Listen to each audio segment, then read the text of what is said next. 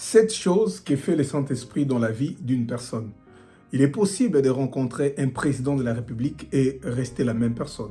Il est possible de rencontrer un puissant homme de Dieu et rester la même personne. Mais quelqu'un qui rencontre le Saint-Esprit, sa vie ne peut pas rester la même. Une transformation doit nécessairement se produire dans sa vie. Toute personne qui a fait une rencontre personnelle avec le Saint-Esprit vous dira que c'est la plus belle chose, la plus belle rencontre de sa vie. Il est vrai que lorsque quelqu'un est baptisé du Saint-Esprit, il y a énormément de choses qui se produisent dans sa vie. Mais aujourd'hui, nous allons en prélever seulement 7. Mais bien avant de commencer, je vais dire quelque chose de très capital. Comprenez que le Saint-Esprit n'est pas le feu. C'est vrai que dans son mode opératoire, parfois, il brûle comme le feu. Le Saint-Esprit n'est pas une colombe. Mais dans son mode opératoire, la Bible dit « sa descente sur Jésus était sous forme d'une colombe ». Parce que le Saint-Esprit manifeste aussi la douceur comme une colombe. Mais le Saint-Esprit n'est pas une colombe. Le Saint-Esprit n'est pas une puissance, mais dans son mode opératoire, le Saint-Esprit manifeste aussi la puissance de Dieu. Alors, si le Saint-Esprit n'est pas toutes ces choses, mais qui est le Saint-Esprit? Le Saint-Esprit est une personne avec qui on doit bâtir une relation personnelle. Le Saint-Esprit écoute, le Saint-Esprit parle, le Saint-Esprit répond, le Saint-Esprit s'attriste, le Saint-Esprit est Dieu. Voilà rapidement les 7 choses qui fait le Saint-Esprit dans la vie d'une personne. La première des choses qui fait en sorte que le Saint-Esprit puisse transformer la vie d'une personne, c'est parce que le Saint-Esprit répand l'amour de Dieu dans nos cœurs. Romains 5,5 dit « L'amour de Dieu est répandu dans nos cœurs par le Saint-Esprit que nous avons reçu de Dieu. » Et quand le Saint-Esprit répand l'amour de Dieu dans nos cœurs, cet amour va te pousser à t'aimer d'abord toi-même. À t'aimer pas comme tes parents t'ont aimé.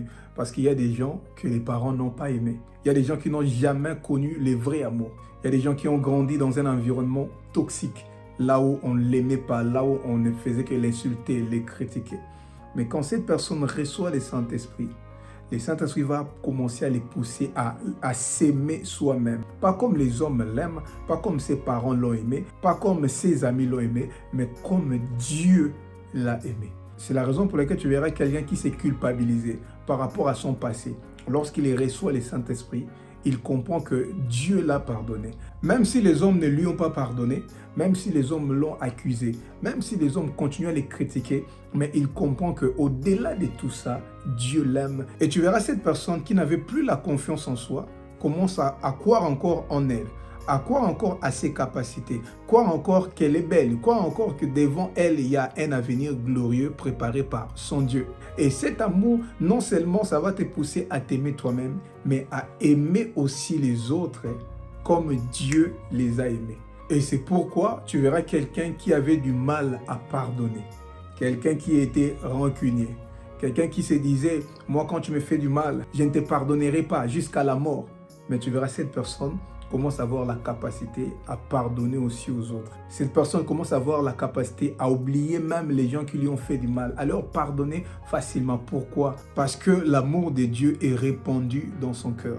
Il commence à aimer les autres par l'amour de Dieu.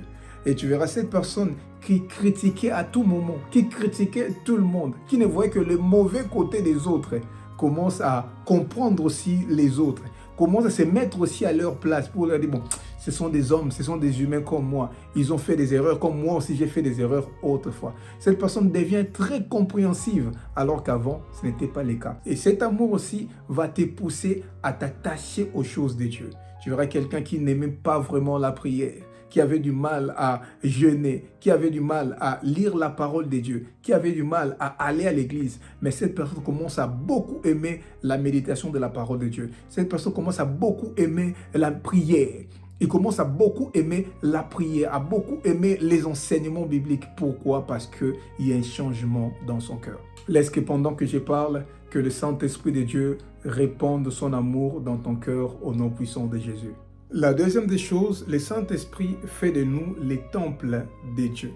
Vous devez comprendre que l'homme a été créé pour vivre dans la présence de Dieu. Lorsque l'homme a été retiré de la présence de Dieu, l'homme était considéré comme mort. Lorsque l'homme a péché, il a été déconnecté à sa source de vie qui est Dieu et l'homme était mort spirituellement. Et Dieu cherchait par tous les voies et moyens pour rétablir cette relation. Dieu a demandé même à Moïse de construire les tabernacles. Mais le problème, c'est que lorsque les gens venaient dans les temples, c'était juste pendant quelques heures de la journée et ils rentraient chez eux. Or, Dieu voulait garder cette relation permanente avec l'homme. C'est pourquoi Dieu a voulu que l'homme devienne lui-même le temple pour qu'il reste en contact avec Dieu. C'est pourquoi David pouvait dire « Oui, le bonheur et la grâce m'accompagneront tous les jours de ma vie et j'habiterai dans la maison de l'Éternel jusqu'à la fin de mes jours. » La question qu'on va se poser, David était roi, il avait beaucoup d'occupations. Comment il pouvait vivre dans la maison de l'Éternel jusqu'à la fin de ce jour? Chose qui était impossible. David parlait simplement du Saint-Esprit. Il parlait de notre temps. Il parlait du fait que le Saint-Esprit devait faire de nous les temples de Dieu. Et une chose que je vais te dire, la Bible dit que Dieu n'habite pas les maisons qu'ont construit les hommes. La Bible dit même les cieux des cieux ne peuvent pas les contenir. Mais Dieu a accepté de faire de toi son habitation. Dieu a accepté de vivre en toi. Ce n'est pas parce qu'il manquait à faire. Ce n'est pas parce que Dieu n'avait pas où habiter. Mais parce que Dieu voulait avoir une relation permanente avec toi. Je vais dire à quelqu'un qui a déjà reçu le Saint-Esprit dans sa vie, tu vis avec Dieu en toi. Et parfois, tu passes à côté de la raison pour laquelle il a voulu faire de toi son temple. La raison majeure pour laquelle il a voulu faire de toi son temple, c'est pour que tu puisses bâtir une relation permanente avec toi. C'est comme une femme qui vient habiter chez toi. C'est pour être avec toi. C'est pour que vous formiez un couple. C'est pour que vous gardiez cette intimité. Et malheureusement, beaucoup ont reçu le Saint-Esprit dans leur vie, mais le Saint-Esprit est leur colocataire. Le Saint-Esprit ne vient même pas dans leur chambre. Ils font des choses sans consulter le Saint-Esprit. Tout ce que tu dois faire selon sa volonté. Parce que tu ne vis plus seul, tu vis avec le Saint-Esprit. N'ignore pas sa présence dans ta vie. La troisième des choses, le Saint-Esprit devient notre consolateur et notre enseignant. Jean chapitre 14, le verset 26 dit « Mais le consolateur, l'Esprit Saint, que le Père enverra en son nom, vous enseignera toutes choses et vous rappellera tout ce que je vous ai dit. » Les consolateurs, parce que tout homme traverse des moments difficiles. Mais comme j'aime le dire, celui qui a le Saint-Esprit de Dieu, le Saint-Esprit est comme un antivirus qu'on installe dans ton esprit. À telle enseigne que lorsque tu as la tristesse, cet antivirus combat la tristesse. Cet antivirus combat la dépression. Un enfant de Dieu, oui, il peut traverser des moments difficiles. Mais prendre une décision de se suicider, non, ça c'est impossible. Parce que le Saint-Esprit les console. Même quand tout le monde l'abandonne. Même quand tout le monde n'est plus là, même si les amis intimes ne sont plus là, le Saint-Esprit te dira, moi je suis là, je suis avec toi, je ne t'abandonnerai pas. C'est pourquoi tu verras quelqu'un qui traverse des moments difficiles, mais la personne tient bon. Pourquoi? Parce que pendant ces moments difficiles, le Saint-Esprit lui enseigne. Il lui rappelle les promesses de Dieu dans sa vie. Et tu verras cette personne traverse des moments difficiles, mais il est toujours joyeux. Pourquoi? Parce que le Saint-Esprit les console. Le Saint-Esprit lui enseigne. Les jours où cette personne traverse des moments difficiles, les jours où cette personne est triste, le Saint-Esprit lui rappelle la parole de Dieu. J'ai dit dans les Écritures, ne vous inquiétez de rien, mais dans toutes choses, faites connaître vos besoins à Dieu par des prières, des supplications et des actions de grâce. À chaque fois, lorsque cette personne est sur le point de commettre une mauvaise action, le Saint-Esprit va lui parler. Va lui dire que ça, ce n'est pas bien parce que tu es enfant de Dieu. Le Saint-Esprit va lui rappeler que tu es enfant de Dieu et ça, ce n'est pas bien pour toi. Tu ne peux pas dormir en colère parce que tu es enfant de Dieu. Tu ne peux pas parler comme ça à cette personne parce que tu l'as offensé. Toi, tu es un enfant de Dieu. Va lui demander pardon. Le Saint-Esprit va lui rappeler les choses. La quatrième des choses, le Saint-Esprit nous convainc en ce qui concerne le péché. Tu verras une personne à qui on peut donner des bons conseils pour sa propre vie, pour son bien. Mais la personne ne comprend pas, la personne n'écoute pas. C'est comme si la personne est aveuglée, c'est comme si la personne est envoûtée. Simplement parce que cette personne n'est pas convaincue. Et lorsque quelqu'un est baptisé du Saint-Esprit, le Saint-Esprit lui-même va commencer à les convaincre. Parce que le Saint-Esprit parle mieux que les hommes. Jamais homme n'a parlé plus que le Saint-Esprit. Le Saint-Esprit prêche plus que les pasteurs. Le Saint-Esprit motive plus que les influenceurs, plus que les motivateurs. C'est pourquoi j'aime le dire. Il y a certaines questions qu'un enfant de Dieu ne peut plus poser. Entre autres, est-ce que fumer, c'est un péché? Est-ce que prendre de l'alcool, c'est un péché? Parce que lorsqu'on a reçu le Saint-Esprit, on n'a plus besoin d'un pasteur pour être convaincu qu'une chose est mauvaise ou pas. Que nous avons le Saint-Esprit qui nous enseigne.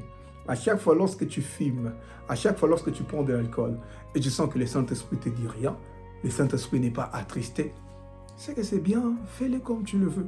Mais quand tu sens que tu fais quelque chose, tu n'es pas convaincu, tu es culpabilisé. La Bible dit déjà, toute chose qui n'est pas fruit d'une conviction est un péché. Quand tu sens que le Saint-Esprit n'est pas convaincu, quand tu sens que le Saint-Esprit est attristé, je pense que tu n'auras pas besoin d'un avis extérieur pour que tu sois persuadé que ce que tu fais est bon ou mauvais. Le Saint-Esprit nous persuade. Le Saint-Esprit nous convainc toujours que ça, c'est un péché. Ce n'est pas bien pour toi. Tu ne peux pas t'habiller comme ça. Tu ne peux pas t'habiller de telle manière. Tu ne peux pas parler de telle manière. Pourquoi? Parce qu'il vit en nous. La cinquième des choses, lorsqu'on est baptisé du Saint-Esprit, le Saint-Esprit amène avec lui un package qu'on appelle les fruits du Saint-Esprit. Lorsque vous lisez Galates chapitre 5, le verset 22, la Bible dit « Mais les fruits de l'Esprit, c'est l'amour, la joie, la paix, la patience, la bonté, la bénignité, la fidélité, la douceur, la tempérance » qui est traduit actuellement par la maîtrise de soi. Oui, on a parlé déjà de l'amour avant parce que c'était important, il y avait beaucoup de choses à dire sur l'amour. Lorsqu'on est baptisé du Saint-Esprit, le Saint-Esprit amène un paquet, comme je viens de dire tantôt, qu'on appelle les fruits de l'Esprit.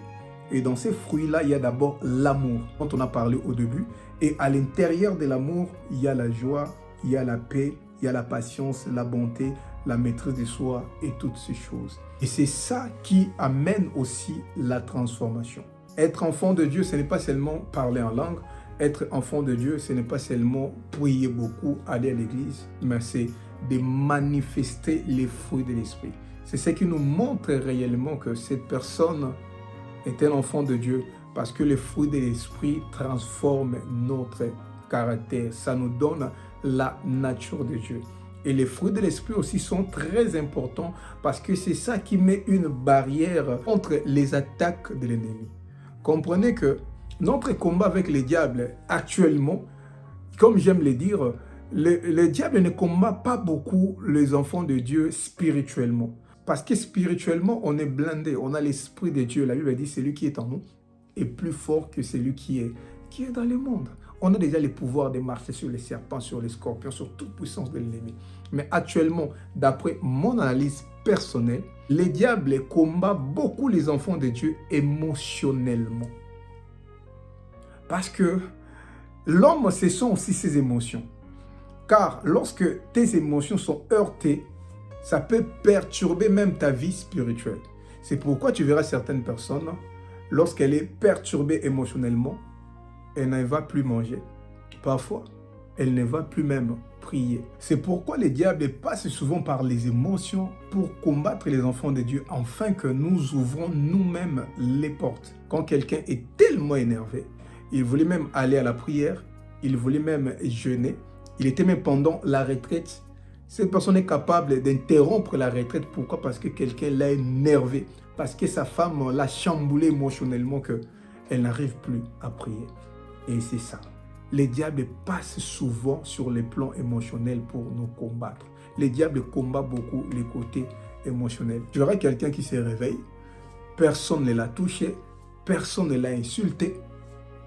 Elle commence simplement à manifester les sauts d'humeur, juste pour mettre tout le monde mal à l'aise. Et ce qu'elle ne sait pas, le diable peut passer par ça, par ces ressentis émotionnels, juste pour te troubler, afin que tu puisses manquer ta bénédiction. C'était une journée pendant laquelle Dieu voulait que tu puisses rencontrer quelqu'un, et cette personne devait être une source de bénédiction pour toi. Mais toi, tu manifestes les sauts d'humeur. La personne te salue, tu lui réponds comme si tu veux, comme si tu ne veux pas, juste pour que tu puisses rater cette bénédiction. Alors que c'est pendant ces moments, les fruits de l'esprit sont très, très capitaux. Pendant que le diable oppresse ton âme, pour que tu puisses manifester la tristesse, la dépression, tu puisses manifester la colère.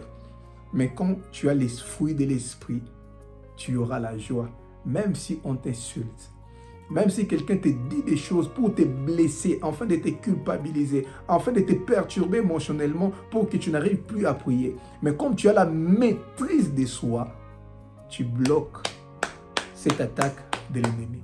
Et c'est pourquoi tu verras, toutes ces personnes qui manifestent les fruits de l'esprit sont efficaces aussi dans leur vie de prière. Et ils sont toujours victorieux. Ce sont les personnes qui entrent toujours dans leur destinée. Pourquoi? Parce que ce sont des personnes qui savent faire face au diable. Ce sont des personnes qui arrivent à contrecarrer les plans de l'ennemi dans leur vie. Mais toutes ces personnes qui ne manifestent pas les fruits du Saint-Esprit, toutes ces personnes qui n'ont pas la maîtrise de soi, toutes ces personnes qui ne peuvent pas garder la joie même s'ils traversent les moments difficiles, en tout cas, le diable joue beaucoup avec ce genre de personnes.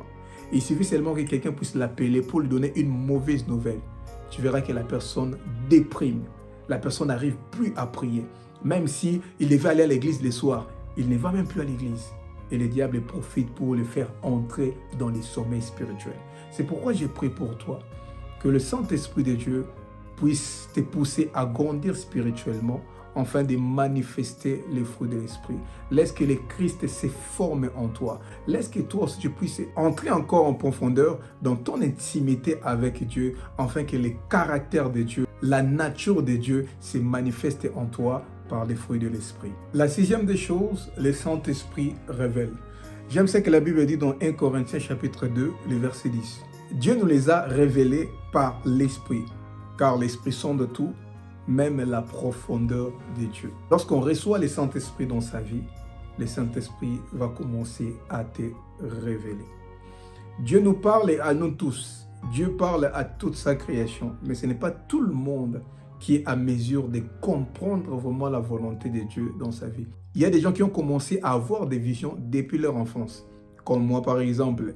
À chaque fois, lorsque j'ai joué avec mes amis, je voyais dans une vision, moi, en train d'enseigner. Je voyais des foules et moi j'étais devant et j'ai parlé.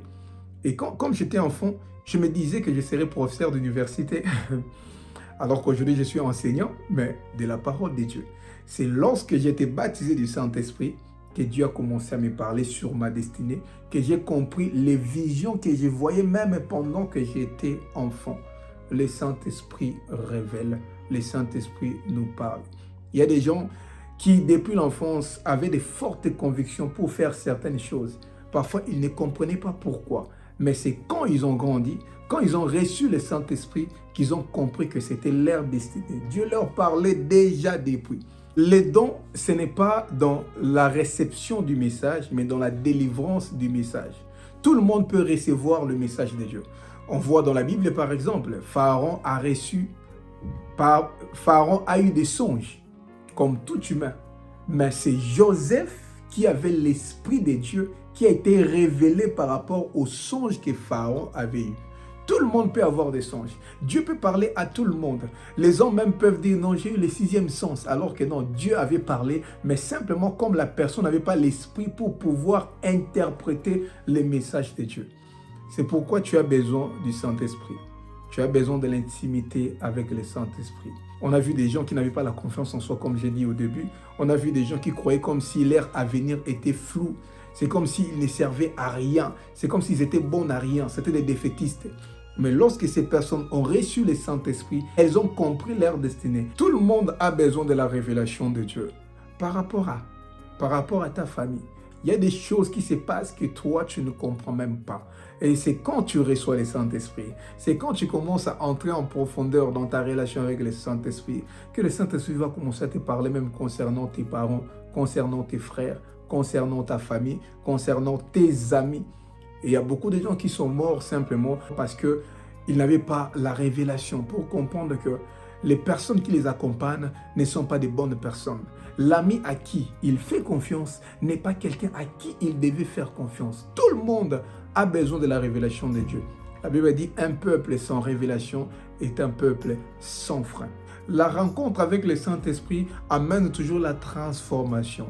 Parce que le Saint-Esprit se révèle à nous. Il se révèle comme il est.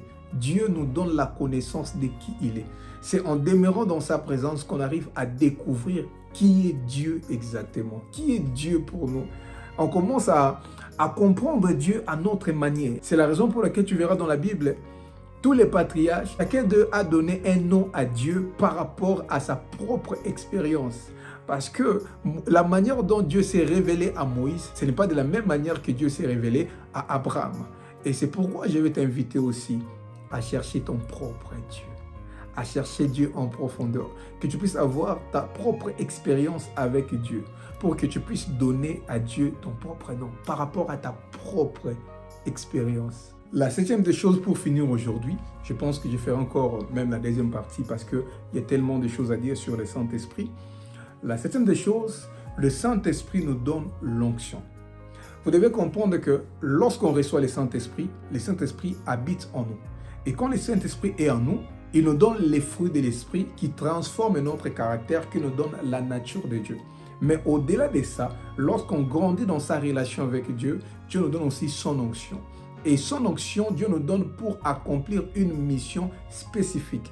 C'est pourquoi vous verrez Jésus dans Luc chapitre 4, verset 18, dire que l'Esprit du Seigneur est sur moi, car il m'a oint pour annoncer la bonne nouvelle aux pauvres. Mais bien avant cela, lorsque vous lisez au début de ces chapitres, c'est-à-dire à partir du verset 1, vous allez comprendre que Jésus était déjà rempli du Saint-Esprit avant d'aller au désert pour prier et jeûner. C'est-à-dire, il avait déjà la nature de Dieu. Il manifestait déjà les fruits de l'esprit, la joie, la paix, la patience et toutes ces choses. Il manifestait déjà la nature de Dieu. Il est parti quand même au désert pour prier et jeûner. Mais après cela maintenant, dans le verset 14-13, vous allez voir, la Bible a dit, Jésus a été revêtu de la puissance de Dieu. C'est ça maintenant l'onction. Et c'est pourquoi elle dit, il m'a oint pour. Jésus a été revêtu de la puissance de Dieu pour accomplir maintenant sa mission. Et nous tous aussi sur terre, j'ai dit, quand tu reçois le Saint-Esprit, il va te parler par rapport à ta destinée. Mais pour que tu accomplisses cette destinée, tu as besoin de l'onction, tu as besoin de la puissance surnaturelle pour vaincre les combats de ta famille, pour vaincre l'adversité qui va s'élever pour s'opposer à ta destinée. Et c'est pourquoi tu verras quelqu'un comme David, ce n'est pas par sa propre force, ce n'est pas parce qu'il maîtrisait la lance qu'il a terrassé Goliath, mais c'est parce que sur sa tête, il y avait l'onction. Et quand on rencontre le Saint-Esprit, quand on demeure dans la présence de Dieu, le Saint-Esprit nous donne l'onction pour que tu sois toujours victorieux. Peu importe les épreuves, peu importe les combats qui vont s'élever, peu importe les Goliaths de ta famille, peu importe les limitations de ta famille, peu importe les lois établies de ta famille, mais lorsque tu es revêtu de la puissance de Dieu, si Dieu a dit que c'est par toi que ta famille sera délivrée, en sera ainsi. C'est par toi. C'est toi qui vas délivrer ta famille. C'est toi qui vas changer l'histoire de ta famille. Pourquoi? Parce que sur toi, il y a une puissance surnaturelle. C'est pourquoi je vais prier pour toi. Que tu sois revêtu de la puissance de Dieu, afin que tu sois victorieux dans tout ce que tu vas entreprendre. Que tu sois revêtu de l'onction de Dieu, afin que toi, tu entres dans ta destinée. Oui, le diable va susciter des combats pour t'éloigner de la présence de Dieu. Le diable va susciter des combats pour te distraire, pour t'emmener loin de Dieu. Mais l'onction de Dieu qui est sur toi va te permettre à ce que tu sois toujours victorieux. Victorieux devant les combats de ta destinée. Victorieux devant les combats de ton territoire. Victorieux devant les combats de ta ville. Victorieux devant les autorités, les principautés qui s'élèveront pour que toi, tu sois identique aux gens qui sont autour de toi. Non, toi, tu es différent. Laisse que l'onction de Dieu marque la différence dans ta vie. Et si j'ai prié et j'ai dit Amen. Que Dieu bénisse abondamment. Likez la vidéo, laissez-nous un commentaire gentil. Partagez aussi la vidéo avec la famille. Si Dieu nous fait grâce, on fera encore la deuxième partie. Et sur la description de cette vidéo, vous verrez toutes nos informations et surtout aussi les liens de notre groupe WhatsApp pour la prière. Que Dieu vous bénisse.